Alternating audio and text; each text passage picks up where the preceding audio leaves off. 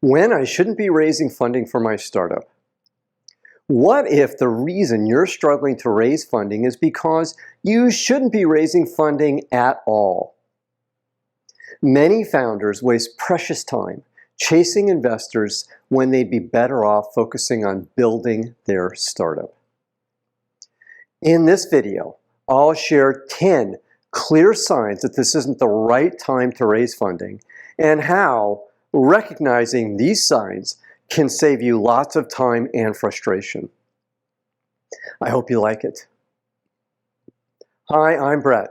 On my channel, I help early stage startup CEOs like you raise money and grow your startup. So if this sounds like you, then hit the subscribe button and the bell so you get notified every time I release a new video. Let's get started. And we're going to start with what I'll call early stage indicators that you shouldn't raise funding. And this brings us to number one on our list. Number one, you don't have enough traction. Like it or not, you need traction in most cases in order to get investors to invest in your startup. Now, traction isn't how many users are using your product for free, nor is traction how many visitors you are getting to your website. And traction also isn't customers telling you they will buy your product.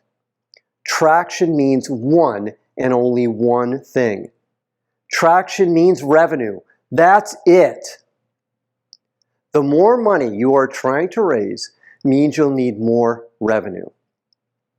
For example, if you're raising $50,000 to $500,000, you'll likely need revenue between $1,000 per month and $50,000 per month. If you're raising $500,000 to $5 million, you'll likely need revenue between $50,000 per month and $500,000 per month. Indeed, I've seen these numbers hold true for the CEOs I've worked with. Next, let's move to number two on our list. Number two, your business model isn't clear. The other day I was doing a pitch deck review for my online community. When I got to the business model slide in the first pitch deck, there was a graphic depicting the business model. It looked like a spider web with lines connecting to other lines and back again. It was way too complicated. I am certain the CEO would not be able to explain their business model to investors. Just to be clear, your business model is how you make money. Here's the basic rule for whether you have an investable business model or not.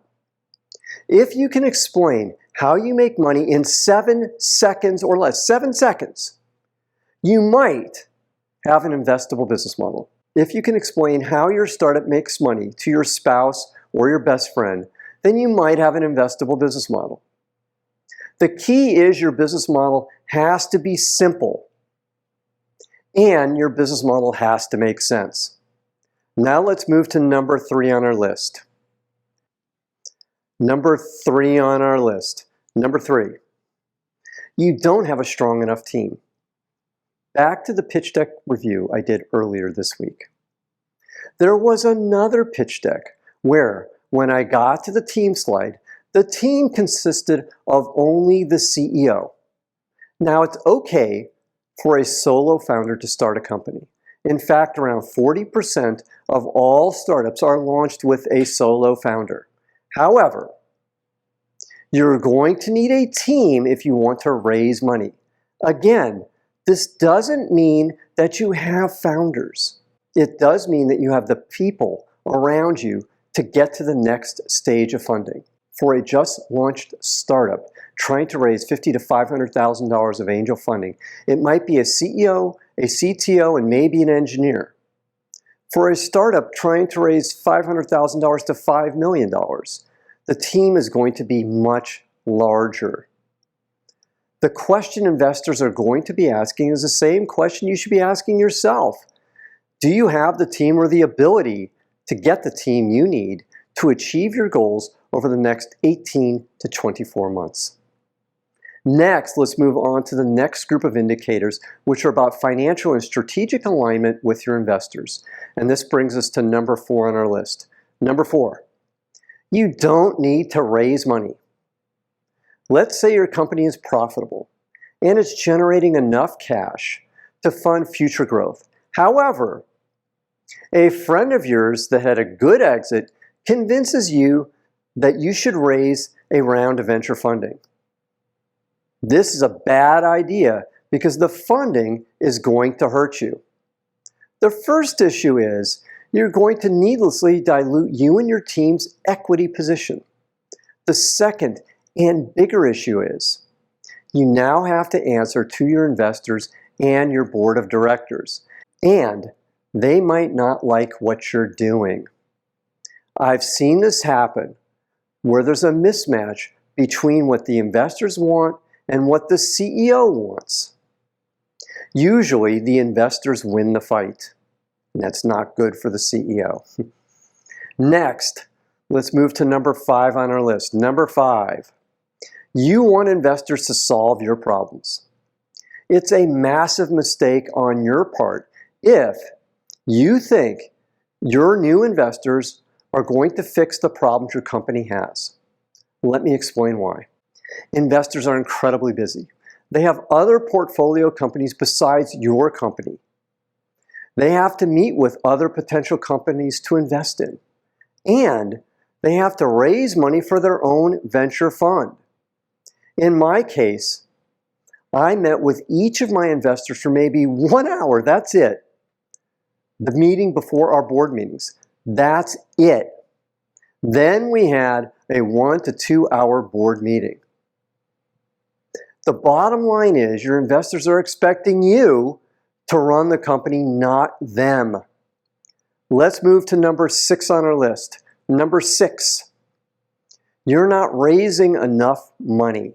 I can't tell you how many times I've heard a CEO tell me, I'm raising $5 million because it will be easier to raise than $10 million. The reality is that might not be true. In fact, it might be harder to raise the smaller sum of money for 2 reasons. First, you might not be achieving significant enough milestones with the new funding.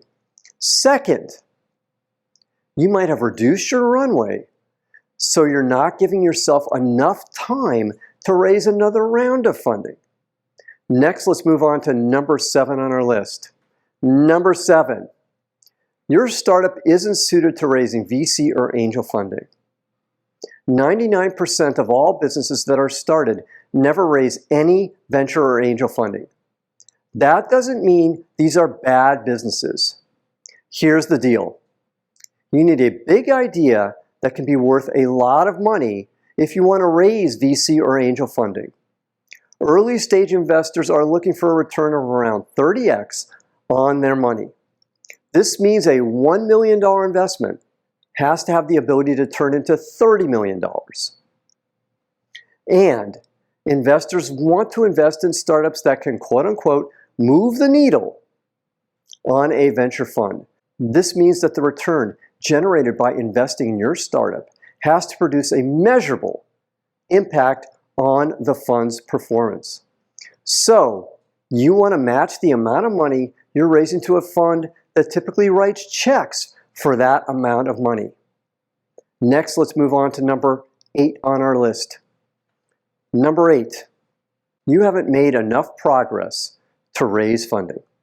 I was talking with a CEO the other day that wanted to raise $500,000.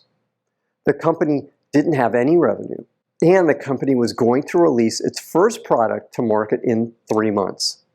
I asked Larry when his cash would run out, and he said in 1 year. I told Larry that I thought it was too early to raise money because he needed to show more progress. Wait until your first product is out and you'll have some paying customers. Then you should be able to raise money. That's what I told him. It's a tough call, but sometimes you're better off waiting. Next, let's move to the final 2, I should say, on our list, which are related to you, the CEO. Number 9 on our list. Number 9, you don't want to give up control. I was talking with Dave the other day about his startup. He asked me about creating a separate class of stock so he could retain voting control, just like Mark Zuckerberg did. That's what he said. I understand where Dave's coming from, but the reality is that you give up control of your company, even if you have voting control. Uber's founder, Travis Kalanick, had voting control of Uber, but he was forced out because investors grew tired of all the problems and chaos around him. The reality is that you'll have control of your company regardless of voting control if you execute your plan and you're not a jerk. Let's move on to the final one on our list. Number 10. Number 10 on our list. You want to raise funding to soothe your ego. This is the stupidest reason to raise money. You'll regret it if you're raising money to prove something. And you'll regret it if you're raising money so the world can see how great you are. Your only goal should be building a successful startup. That's it. If that means raising money, then you should raise money. Now, if this content is resonating with you, then please hit the like button right now. One final thought. Raising money is a full-time job. And that's in addition to your other full-time job of running your company. Fundraising is really, really hard. If you're not prepared to get rejected a lot, then don't raise money. If you're not prepared to get ghosted by investors, then don't raise money. Only raise money if you're fully committed to put in the extra effort necessary for perhaps the next 12 months or more to raise your funding. Now, if you have any questions for me, then please put them in the comments column below today's video. Now, I have 2 more things for you today. The first thing is my free startup pitch deck template. It has all the slides you need to develop an awesome pitch deck. Click the link below today's video, and it's yours for free. The second thing is, if you haven't already, join my free group of startup CEOs, Zero to Pitch. It's a community for startup CEOs focusing on growing their early stage startups and startup CEOs raising money for their early stage startups. Click the link below this video to join. Finally, click the subscribe button to get notified every time I release a new video. I'm Brett at brettjfox.com. Thanks for watching today. Take care. Bye.